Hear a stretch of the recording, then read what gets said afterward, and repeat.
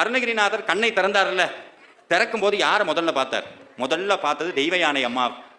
எப்பவுமே குழந்தை பிறந்தோன்னா யாரை முதல்ல பார்க்கும்? அம்மாவை தான். சாமி முருகன் நிற்கிறார், தெய்வ யானை அம்மா நிற்கிறாங்க, வள்ளி அம்மாவும் நிற்கிறாங்க. மீண்டும் பிரசவம், அது போன வாழ்க்கை முடிஞ்சு போச்சு, மறுபிறப்பு கொடுக்குறாங்க.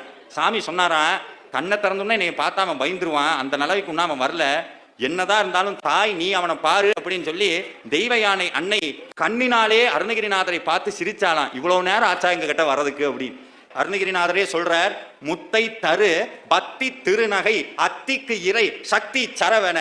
முத்து மாதிரி அம்மாவனுடைய பல்லு இருந்துதான். எப்பவுமே ஒரு பெரிய விபத்துக்கு அப்புறம் கண் திறந்து நம்ம ஒரு காட்சியை பார்த்தோம்னா அது நம்ம மனசை விட்டு என்னைக்கும் போகாது. அருணகிரிநாதர் மீண்டும் பிறப்படுத்தி தெய்வயானையினுடைய புன்னகையை பார்த்ததை பதிவு செய்து வைக்கிறார். இதுல சாமி சொல்றார், முக்திக்கு ஒரே ஒரு வித்து தான். முக்தினா என்னன்னா சந்தோஷமா இருக்கிற வாழ்க்கைக்கு பேர், ஆனந்தமான வாழ்க்கைக்கு பேர் முக்தின்னு பேர். அப்படி முக்தி தரக்கூடிய ஒரே வித்து எதுன்னா சரவணன் மட்டும்தான் முக்தியை கொடுப்பாங்கிறதுக்காக முக்திக்கு ஒரு வித்து குருபரன்னு சாமி ஓதி கொடுத்தார்.